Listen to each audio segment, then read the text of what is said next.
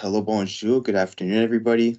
My name is Eric Chapuis, Business Advisor at the World Trade Centre Winnipeg. I'll be your host today.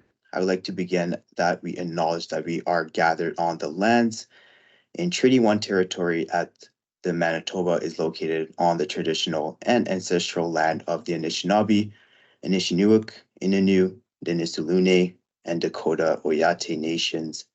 We acknowledge we are also on the homeland of the Red River Métis, and that northern Manitoba includes land that were and are the ancestral lands of the Inuits. The WTCW team respect the treaties that were made on these territories and acknowledge the harms and mistake of the past and present throughout our nation. Thank you for joining back to Basic Why Mastering Fundamental Marketing Principle is Key to Success in 2024, which will be presented by Lee Waltham. A few housekeeping information before we start. Please send all webinar questions directly through the chat box at the top of your screen, and Lee will try his best to answer as many questions as possible towards the end of today's session. For all logistical questions, please send directly to the chat box and I will answer your question as soon as possible.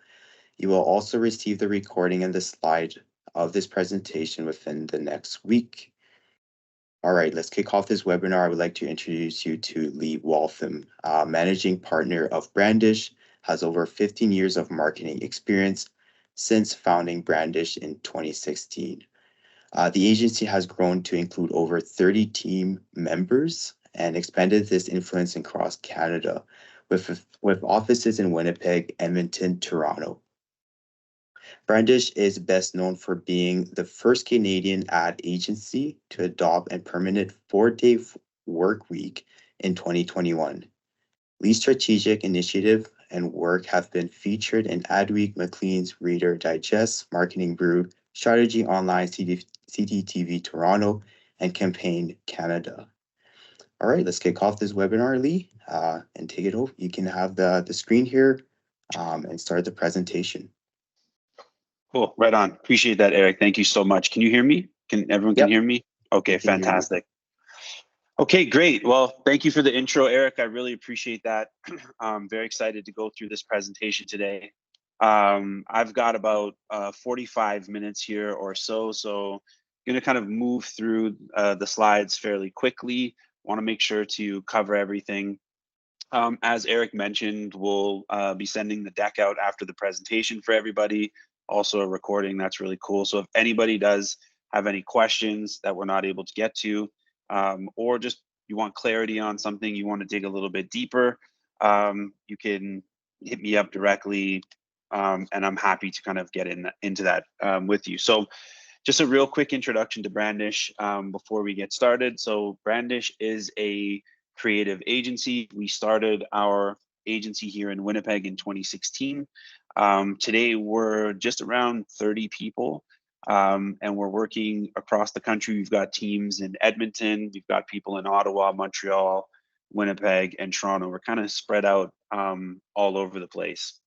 In terms of what we do all the things that you'd expect a creative agency to do. We help companies with strategy, we build brands, we help marketing teams execute marketing, we develop and manage advertising campaigns, solve creative problems, all of those really exciting and fun things. And just a little bit of insight into this slide. So last year we changed our identity. Those from Winnipeg might be familiar with our old identity. And people always ask me what the symbol is and if it's a bee. And it could be, but we throw this in there because it's this brandishing motion. And instead of a sword, we used a banana because we thought that would be cool. So yeah, that's a little bit of insight into Brandish. What I want to talk about today in terms of the presentation is really just a few things. So there's a lot going on from a marketing perspective. There's just like a lot of changes, if you will, and it can be pretty daunting for business owners, regardless of the size of your business. If you're in a large company, if you're a small business, if you run the business yourself, there's a lot to figure out. So what I want to do is essentially share some ideas that will hopefully help you simplify things, and help focus maybe some of the things that you're thinking about when it comes to marketing. And what I'm hoping to kind of demonstrate is that, it is actually a lot more simple and can be a lot easier than maybe some of us are thinking. So I've broken the presentation into two parts. We've got one part that's perspective, and then we've got sort of the second half of the presentation that's more just like actionable strategy and takeaways that you can follow, again, regardless of size or stage of your business. Now, one thing I just want to say is that this presentation by no means is like an end all be all. Marketing is, there's a lot of different ways to kind of approach your marketing, but I think that there is going to be a lot of like actionable insights that everybody will be able to glean from this presentation. So jumping right into it, we've got a little bit of a situation going on right now. Not sure if everybody's noticed or not. And that is that the world that we know is changing.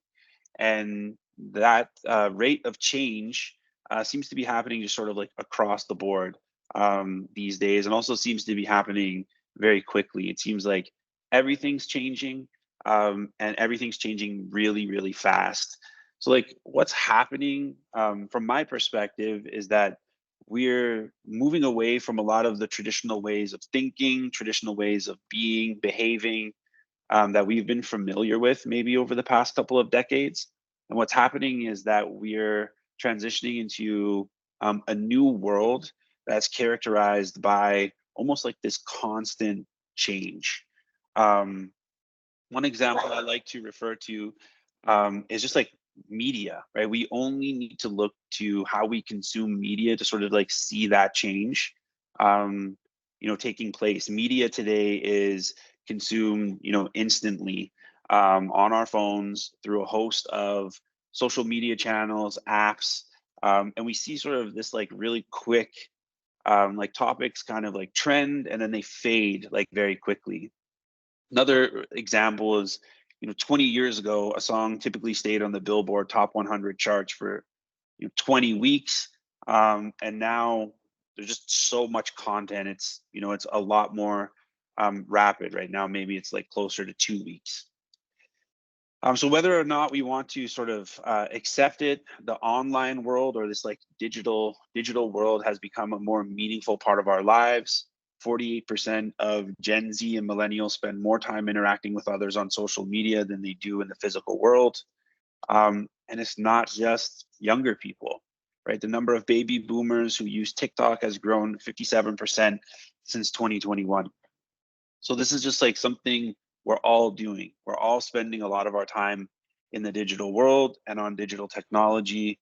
And that in of itself is a pretty big change, right? Because technology is also changing and advancing and innovating itself.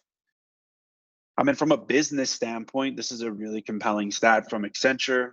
95% of both B2B and B2C executives say they believe their customers are changing faster than they can change their businesses. So very compelling and interesting to hear that sort of across the board. And I'm not sure like if we've ever dealt with this sort of speed of change before. And I think that's what makes this like present situation that we're in right now in 2024, what's happened over the last few years, very unique. So we're dealing with a lot of change, a lot of societal and cultural change, which is also, I might add, kind of like changing us as people. So as society and culture and our environment around us changes, and that seems to be happening right in real time, so we as people also are changing because of the change around us. A lot of change. Marketing is also changing as well. And again, as that sort of those dynamics of culture and our environment and society change, what we're seeing from a marketing perspective, I don't want to get too technical here, but even like established marketing models like the traditional marketing funnel are undergoing transformations. Like this is something as a marketer, for me, I've worked, with the marketing funnel essentially my entire career. And now what we're seeing is because people have different priorities, we're being influenced in different ways. We're using different technology. There's a lot of new emerging technologies, more so than previous generations. That sort of like path to purchase, which we've always thought of as linear, is really now dynamic and not maybe as linear as it once was. Um, Interesting if you're a marketer, because it's sort of like this like foundational framework that we used to work with, but also I think exciting, and there's opportunities there.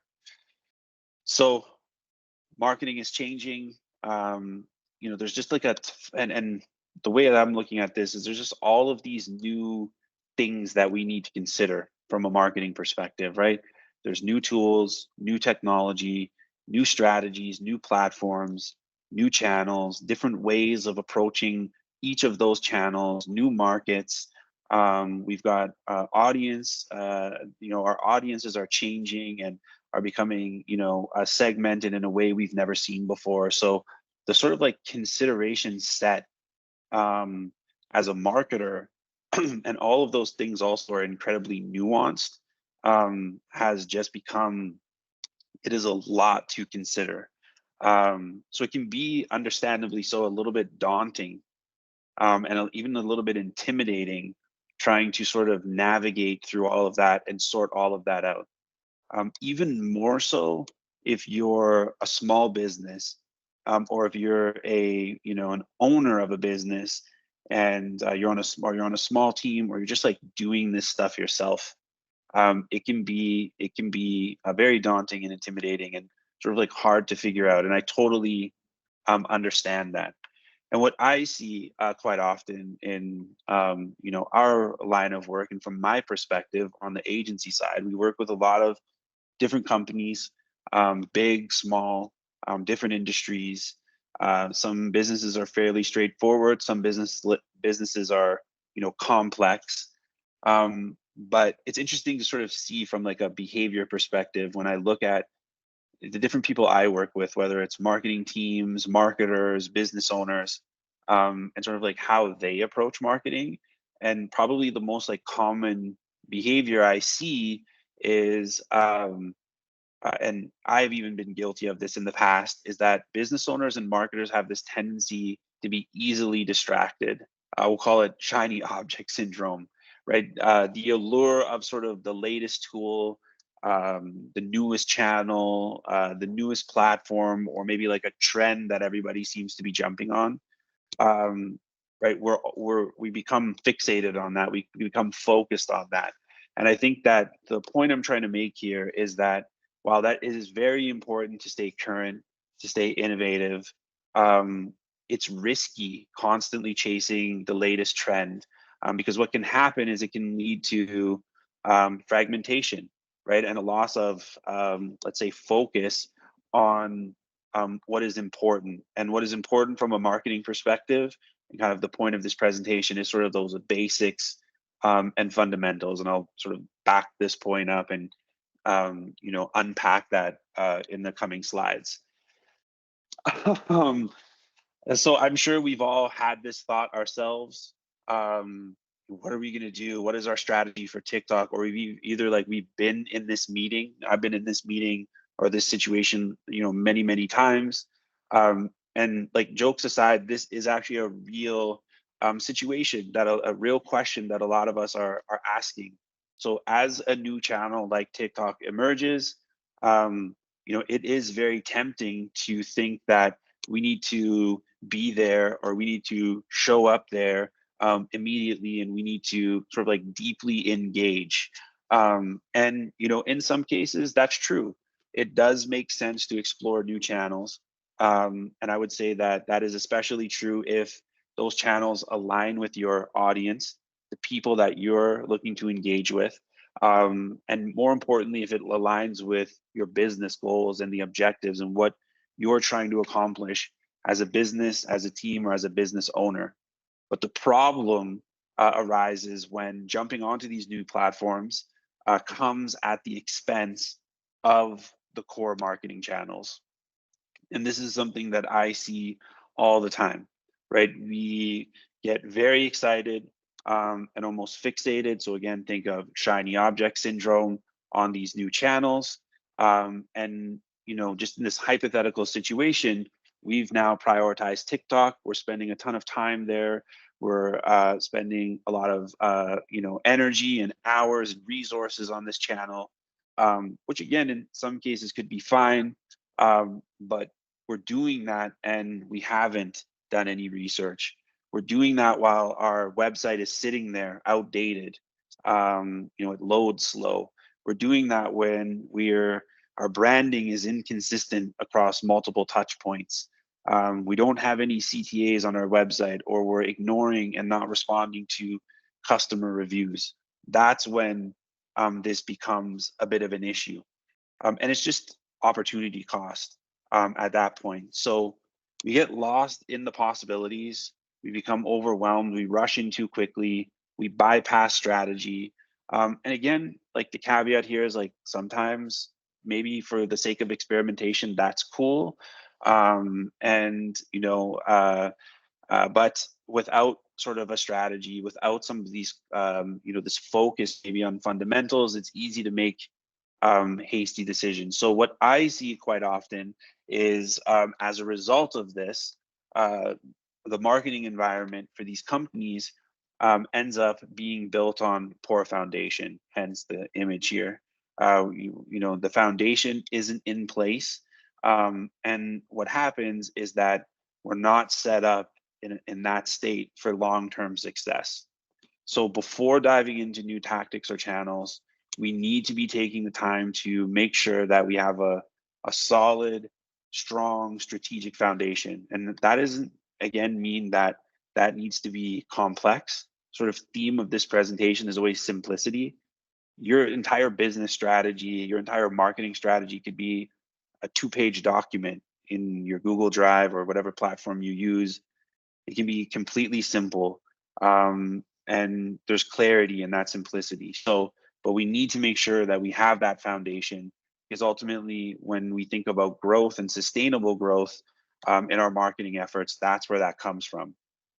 Now, talking about sort of this previous slide, all of these things, it's important to think about these things, because if we're just sort of executing and we don't have that solid foundation, people can tell, right? All of us on this call here, we can tell when something is good and when something isn't, when an experience is good or when it's bad, right? Whether a website, a social media post, an email that you're getting, we can quickly now discern, is this a quality email? Was effort put into this? Was the end audience considered in this strategy, or is this just spam? Is this just kind of, execution before strategy, and we're not sort of, this doesn't consider me on the receiving end of this? And that's what happens when marketing is rushed, or when it becomes overly complicated, or it lacks strategy. It shows. And on the flip side of that, when it's really well thought out, when it's simple and clear, and it's executed according to a plan, that really resonates. And that can actually be, again, part of the point of this whole presentation. Sometimes the best marketing strategy is actually the most simple. And again, I'll sort of, build on that and unpack that in the coming slides. So on this theme of people can tell, some really interesting stats. This is from Gartner. People are cutting brands out of their lives because they don't find them valuable, right? So 70% of people are closing down accounts and subscriptions, unfriending, unfollowing companies as a result of irrelevant communication. So when I see the word irrelevant communication, I get a lot of it through SMS, through email. And as a marketer, what I think about is that this is a good example of, we're excited about a technology. We now have this platform that allows us to send out all of this marketing automation or these text messages. And we've sent it out. But what we haven't thought about is, like, where's the research? Where's the strategy? Where's the personalization? Where's the sort of like creativity? And that's sort of, as a marketer, how I view a lot of the spam and irrelevant communication that I get. But what I want to sort of impress upon everybody is that this stuff has consequences from a business perspective. People aren't stupid, right? And they're actually quite ruthless in moving away from brands that they don't find valuable. And most of us would go unfazed. This is a study from Meaningful Brands. 74% of us actually would not care if most of the brands we have in our lives just disappeared completely, right? We're not finding a lot of value. Companies are falling short. And the other thing that's happened is our expectations have evolved. This stat is actually a really great example of that. 67% of consumers expected a website to load in 2 seconds or less, and 40% of us would abandon a website that takes more than 3 seconds to load. 3 seconds. And that's the reality of the more now sophisticated consumer, if you will, that we're dealing with, right? In 2024, all of us expect, this is just a baseline now. This isn't even like, I would say like a experienced leader. Websites just need to load fast. And in this day and age, we don't want to wait around if they don't. That's where our expectations are. So if you now think about that, think about your website, think about the experience that people are having. This is a core channel, a core touch point. Think of those expectations and think about what's at risk if we don't get that right. To build off of that, we also, as people, understand that there's a strong correlation. Again, our sophistications as consumers, as people, we're much more sophisticated now. We understand that there is a strong correlation between a company's website, the design of that website, the sophistication of that design, and the credibility of that company, right? 75% of consumers admit to making judgments on a company's credibility based on the website design. Straightforward, right? A poorly designed website or a poor experience on a website could possibly, and not in all cases, but could possibly signal that the business is not well established, or maybe isn't prioritizing sort of like customer or consumer experience, right? And if you think of the flip side of that, what are the feelings that we get when we visit a website that's amazing and intuitive and really easy to navigate and does all of the explaining, and content is easily available? And how does that make us feel, right? It's good. And what does that signal? So one last stat here, I lied, actually second last stat. 35% of customers will leave a brand they love after just one bad experience, while 92% would completely abandon a company after two, right? This is pretty compelling. And the interesting thing here is, and maybe like the call to action for everybody, is that like what constitutes a bad experience in 2024? It's things like a slow loading website, right? Or not getting reply after filling out a contact form, or seeing that the company is not active on social media and hasn't posted in a year and a half, or you can't find the business online when you search for their name. These are the things now that this isn't necessarily talking about a customer experience once they're a customer, right? Sometimes that bad experience happens before that you even have a chance to engage with your audience and before they're even a customer. So we need to be really focused on this stuff because it really, really matters. And maybe to like build off of that, this is what I'm talking about when it comes to basics. So if you think about this stat, and we just talked about what a bad experience is, and then we look at a stat like this: 70% of small business websites lack a call to action on their homepage. This is what I'm talking about when I'm talking about basics, right?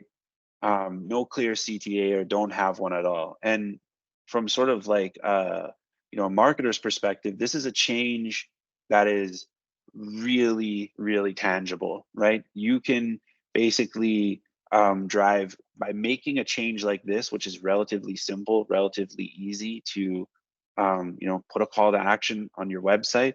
That can result in very tangible return on investment, real people, real leads, real sales, real conversations, real revenue, with what is actually like a very, very simple change. So again, just kind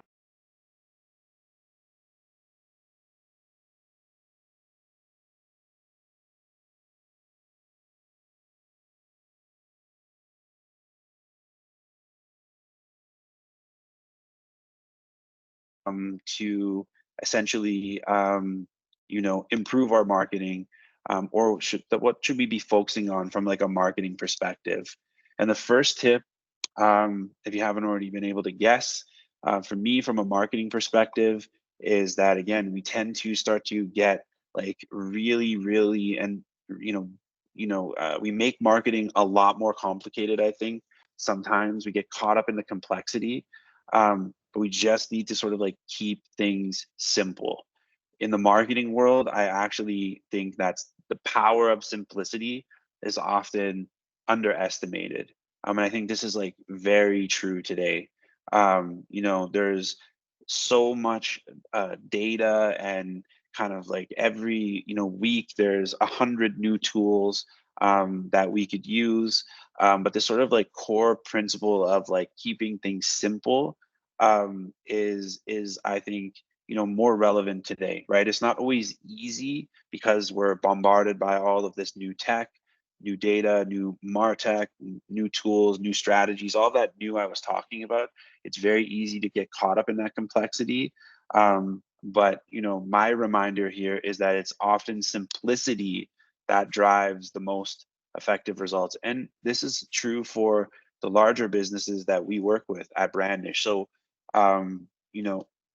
that like, and this is being candid, a lot of the biggest wins that we've seen in the largest companies that we work with have come from what we would consider core channels, making changes to things like web, investing in content, doing email marketing in like a very simple, personalized way is often what drives, having a very focused brand position, and like communicating that consistently. These are the things that are driving the most return on investment, or the most dollars from a business perspective, at scale. So it is true in big business also. Um, and if we just sort of like think about it, from a consumer perspective, people have always valued simplicity, right? Things that are easy, things that are fast. And I think like, whether it was 50 years ago or today, these sort of like core elements of what make experiences like enjoyable and engaging, for us as people, they like fundamentally haven't changed. So despite all of the advancements in technology and all the data and analytics and all the sophisticated tools that we have, and AI, the sort of like fundamental truth that people like things to be simple, fast, and easy, like hasn't changed. So hypothetical situation here, just to kind of perhaps sort of thinking about this way is valuable for everybody. So just imagine hypothetically, this is like as a case study, you're running a small e-commerce business, right? And in e-commerce, it's very easy to again get overwhelmed by just the sheer number of available marketing tools, platforms, different sort of martech that's available to you. And you've now tried to kind of like implement all of these different features and different widgets on your website, right? And I see this all the time. You go to an e-commerce website and there's just so much happening that it actually becomes confusing. And from a consumer experience perspective, it's like very cluttered. So the strategy here from like a simplicity perspective is to just like strip it down to essentials, clear navigation, very straightforward product information, a very simple, easy checkout process. And by keeping it simple, what you start to see is an increase in engagement, people's ability to navigate the site. And sort of hypothesis here, because it is a hypothetical situation, is that the site is easier to use, people are happier, they're more inclined to buy, it's easier for them to buy. and they do that. So just some benefits of, keeping it simple. So first benefit is clarity and focus, right? Simplicity brings clarity and focus. It allows your message, or if it's like a product or service, to be easily understood, and what you're doing from like a marketing or a business perspective to be a lot more purposeful. When you strip away all of the unnecessary, what remains is sort of like core value of what you offer to your customers, and people are able to tell. They're able to tell in terms of that experience. Keeping it simple also will allow you to enhance your user experience. So always a simple, intuitive user experience keeps people engaged. It reduces friction. It reduces frustration. So whether that's on a website, whether that's through an app, or if that's through a marketing message, this is also something that we're very focused on when we're writing brand messaging or positioning. Stripping down all of the unnecessary and being really focused with the words that we're using. And what simplicity does is it ensures that people are quickly able to find what they need, or from even like a messaging or a brand perspective, really understand what you're offering. And I have an example of this like in a few slides that I'll call back to. And maybe the third benefit of simplicity and keeping it simple is actually an increase in efficiency. And I think this can actually be one of the most, from an ROI perspective, as a small company business owner, probably one of the biggest, tangible return on investment. So simplicity also means that you're spending fewer resources. There's less waste. You're not having to manage a bunch of different channels or sort of like complex systems and tools. It allows you to allocate more time, is really important, more energy and resources to what matters, and ultimately what is actually driving value for you in your business. And on the flip side of that, what's driving value to your customers, what people like and what resonates with them. You want to do more of that. So just some practical tips here on simplicity. Prioritize essentials. You have to, as a business owner and marketer, be able to identify what is most important to you, what's most important to your customers, and focus on delivering those things exceptionally well. Avoid anything that's unnecessary. So whether that's an unnecessary channel, whether that's a specific feature, whether that's content on your website, but don't complicate things. Second is to streamline communication. So keep messaging clear, keep it concise, avoid jargon, avoid any technical language, speak in a way that people can relate to, that is very easy for people to understand, and you'll be much more successful. We tend to, and I see this all the time now, especially if people are using like AI tools, the language tends to be very grandiose. It doesn't communicate like people communicate. And I think this is another great example of keeping things simple. And also keep things simple when it comes to design. So when we're talking about things like website or marketing materials, we want to make sure that these things are very simple, that's very clear, easy to use.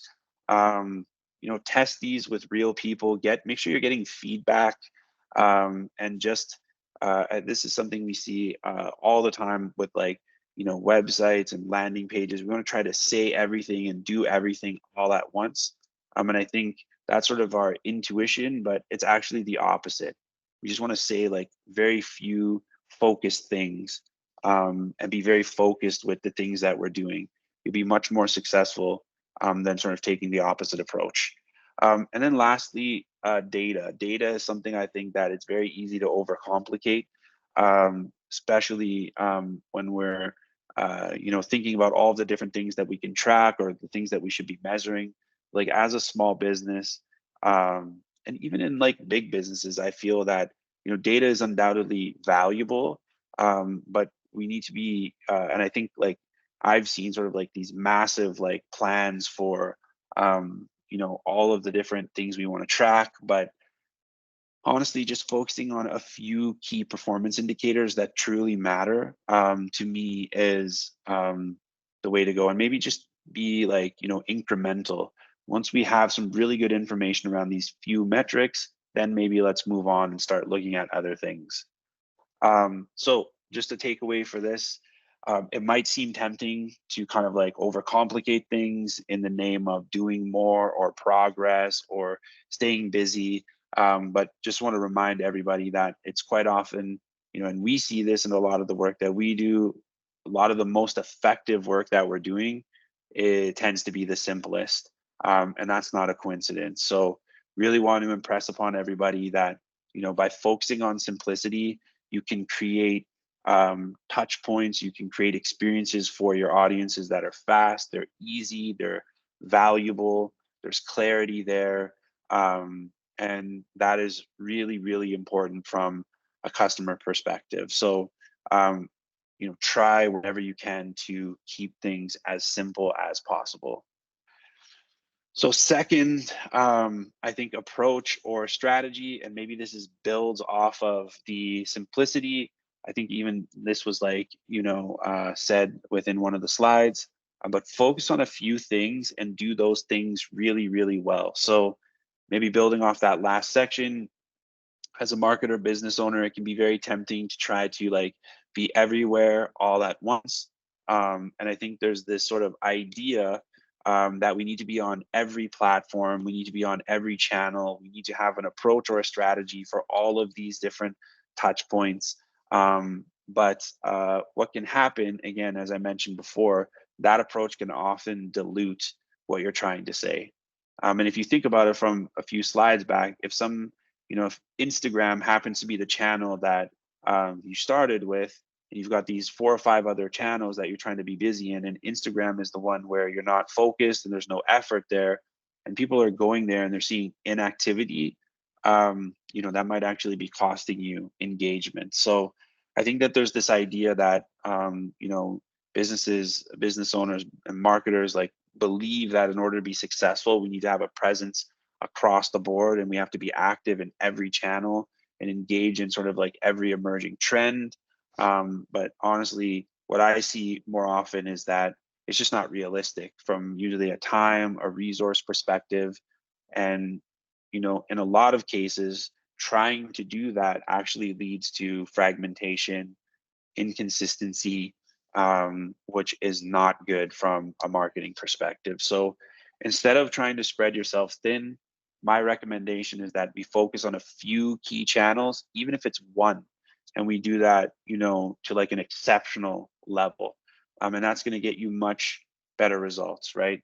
Concentrated, focused efforts with like a refined strategy is going to not only allow you to build like a deeper connection with people because you can actually create better stuff, but it's actually you're gonna get better on that platform. You're gonna figure out, like, if Instagram was the only platform that you invested in, and you did that for a year or 2 years, you're gonna become really good and really understand that platform, which is only like a force multiplier. So maybe building off of that, another hypothetical situation.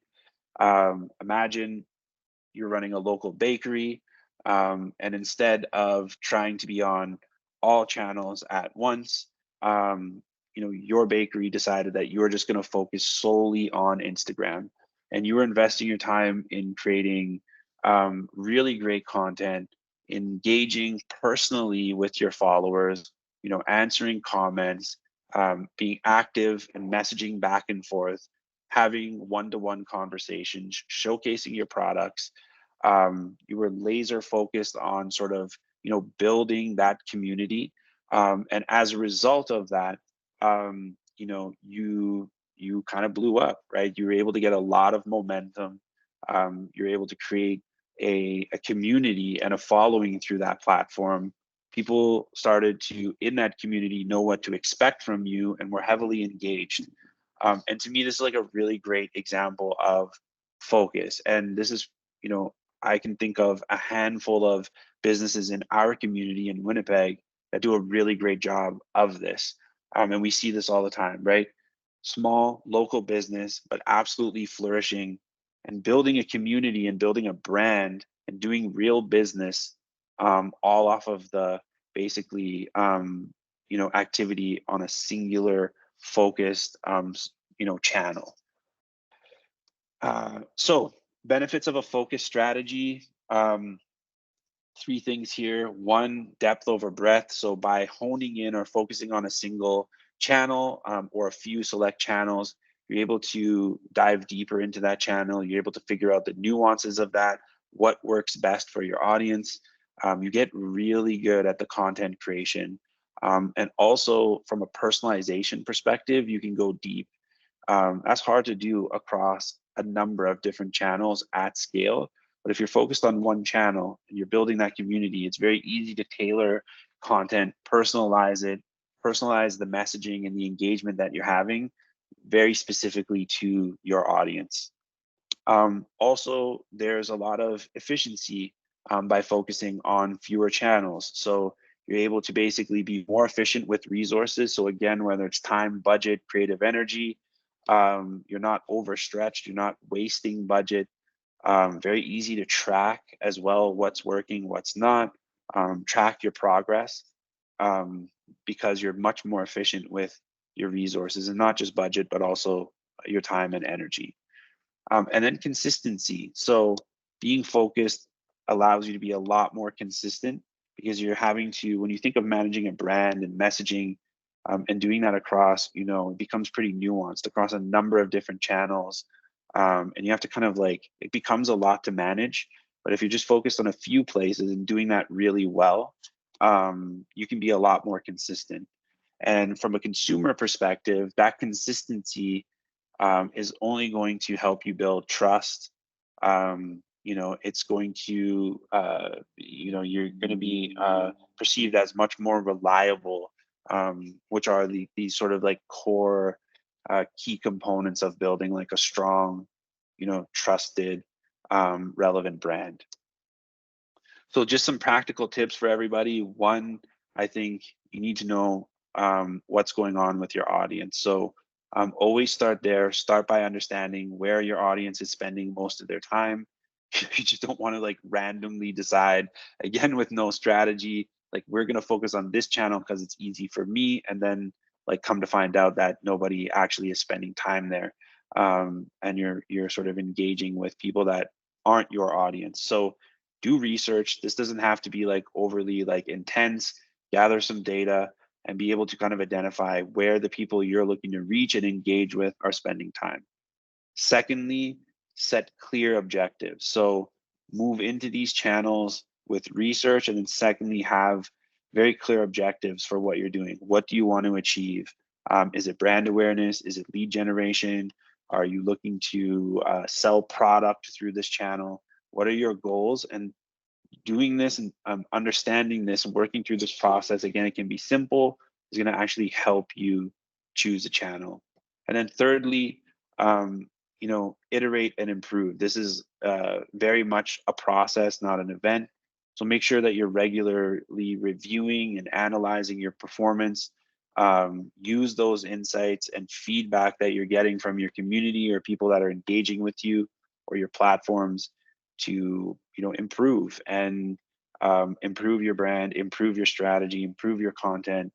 Just keep getting better and better. So takeaway here, remember that you don't have to be everywhere at all times to be successful, that you can be successful by focusing on just a few things and doing them really well. And in fact, in a lot of cases will allow you to create a stronger, more impactful brand presence. For me, it's about quality over quantity and making sure that whatever touch points you decide to be active on from a brand perspective, that you're coming and you're showing up in a very meaningful, thoughtful, and quality way that's valuable to your audience. So my preference, less is definitely more. Third takeaway here is don't forget that it's about people. So I think that this is something I see all the time, big business, but also small businesses as well, is that sort of in this rush to just execute and optimize and get going and to just kind of start doing. it's very easy to lose sight of what I think is like a fundamental truth, and probably the most important, that marketing is ultimately about people, right? And I think that this is especially crucial for small businesses, because I think these relationships with people are much more important to your business when we're operating at a smaller scale. That meaningful connection means a lot more, because you have a lot more of those one-to-one direct kind of engagements with your audience and with your customers. So we see it a lot, right? Like many businesses become so focused on like the actual mechanics of marketing, thinking about all of the different types of things they need to do, from social campaigns to email to SEO, that they forget who they're doing it for. So again, think back to the stats around that, like irrelevant communication. That's exactly what's happening there, right? We're forgetting like who we're doing all of this marketing and sending all of these things out, why we're actually doing this. Tactics, outcomes, of course, are important, but the message that I want to kind of impress upon everybody is that it should never really overshadow the people ultimately behind the metrics. And at its core, marketing, this is another fundamental truth that hasn't changed over the last 100 years. A lot of change from to like the discipline of marketing and all the tools and the environment. But what hasn't changed is that at its core, marketing is about understanding and connecting with people. It's about creating value and relevance for people. And I think that if we forget this, what happens is that our marketing becomes hollow, it becomes spammy, and less effective. So think about again what I said a couple slides back. People can tell when something is made for them. We know what it looks like when a company hasn't considered us or people in their strategies, right? So same example, but we'll use the bakery again here in this hypothetical example. We'll play sort of just to play strategy out. But imagine now bakery is heavily focused on promotional tactics. They're constantly running sweepstakes, discounts, special promo offers. It's just offers all the time. It's overly promotional. What happens, in my opinion, is that there's a missed opportunity here to truly connect with your audience. And I think if we think of just these local examples in our city, and the companies and the businesses that are successful, what the sort of like things that you see them doing are actually, they're focused on truly connecting with their audience. It isn't overly promotional, right? They're focusing on storytelling. They're focusing on sharing customer experiences or their experiences as a business owner within the business. They're engaging in local events. And by doing that and building that community, of course, that translates into doing business and sales, right? This to me seems like such a simple principle. And the beauty of it is that like it actually just like is that simple.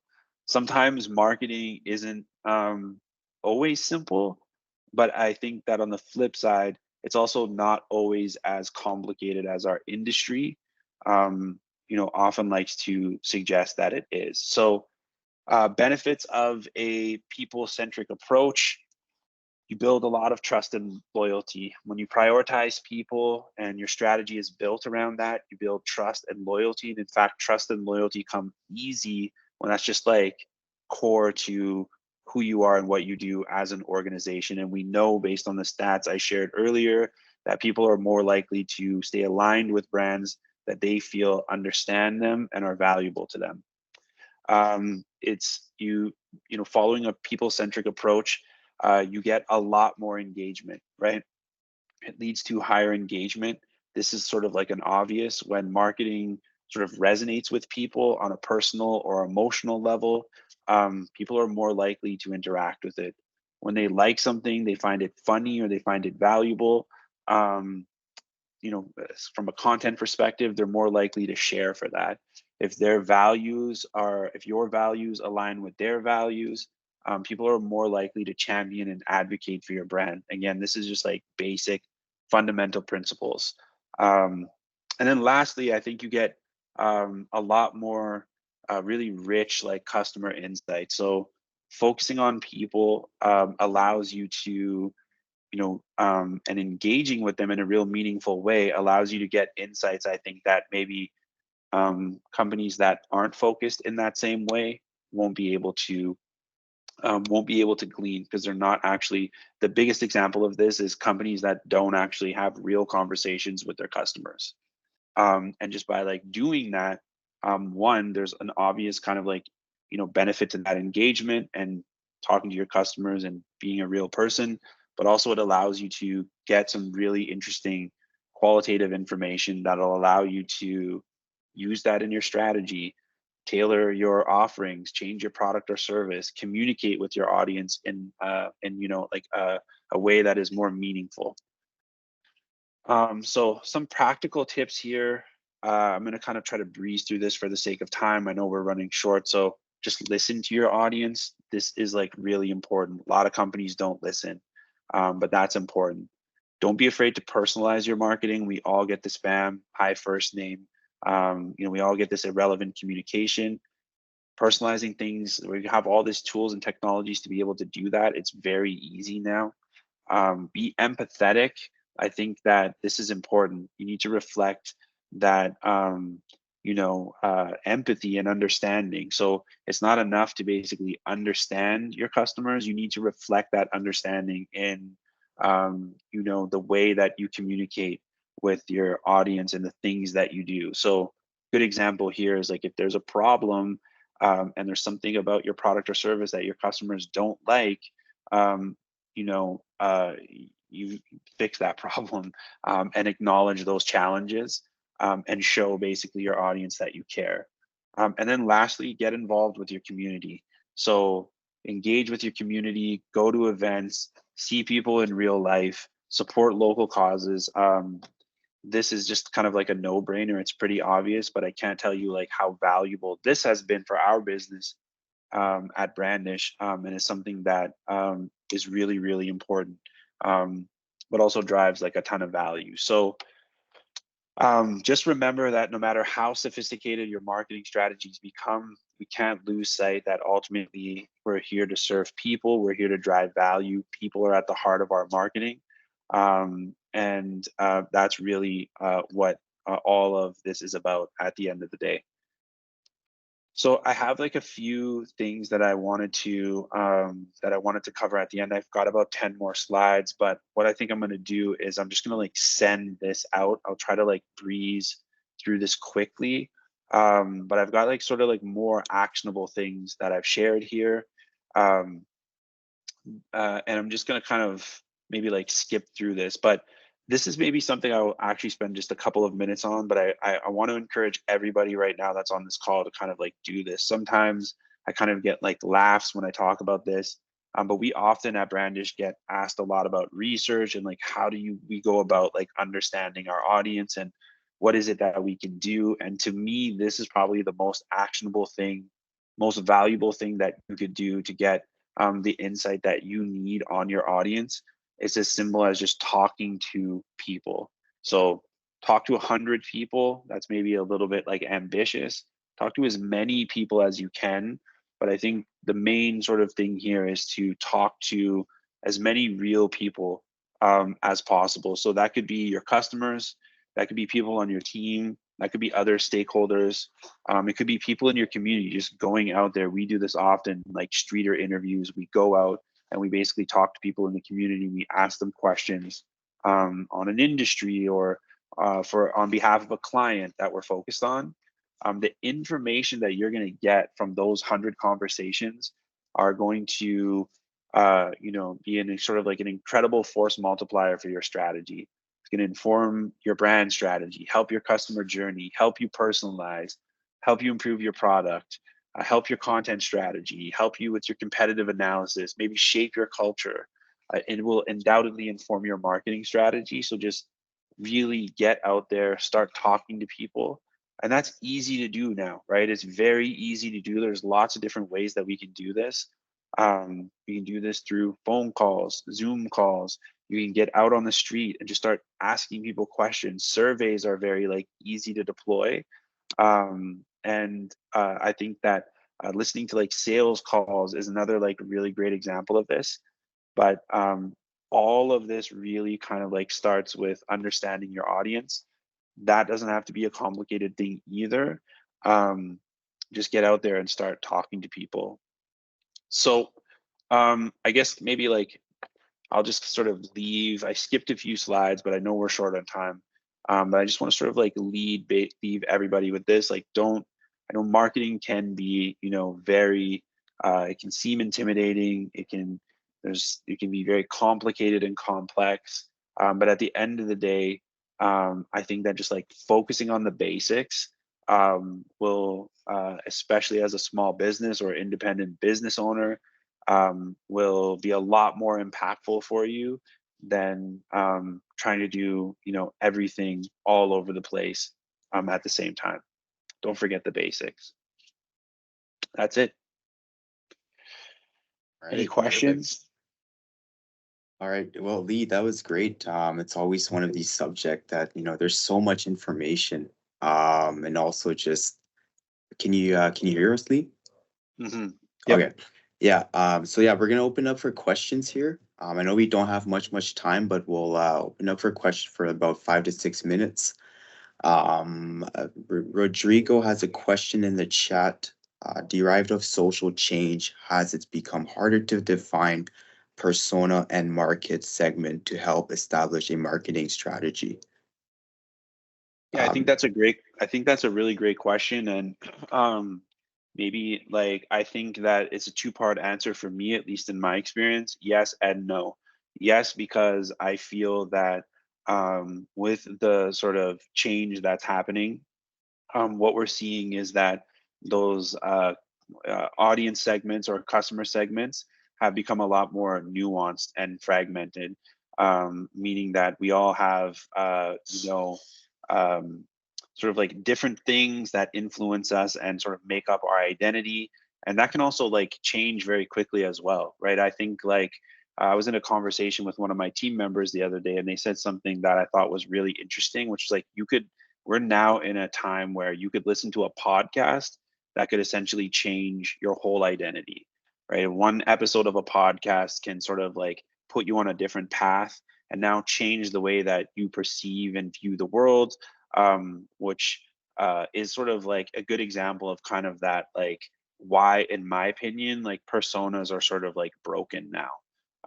And it used to be in marketing where we would have like a persona that we would kind of almost like make up, or we would sort of like make a lot of assumptions, and that would like last us for maybe even 2 or 3 years. But now I think you can't do that anymore. Now on the flip side of that, I think that we've started to look at things a little bit differently. So talking to 100 people, or to kind of like just simplify it, like talking to people, like having real conversations with our customers, with people on the street, doing surveys through is also really easy now and cost effective ways to do that, to get some information. So you can do it more frequently. So there's like this one part where we have all like the personas have become, or like the segments have become very dynamic, but also there's this other side where it's really easy to get insights and have conversations with people and talk to them. So like from that perspective, it's actually, I'm kind of like more simple. So it's sort of like a double-edged answer where like it is a little bit more complicated, but we're also, able to get information a lot more easily now. Good answer. Is there any other questions? You guys can unmute, type it in the chat. Rodrigo says thank you. Appreciate you, Rodrigo. One of the question I had for you, Lee, I know you said like keep it simple, and then you kind of spoke at the end about understanding your audience.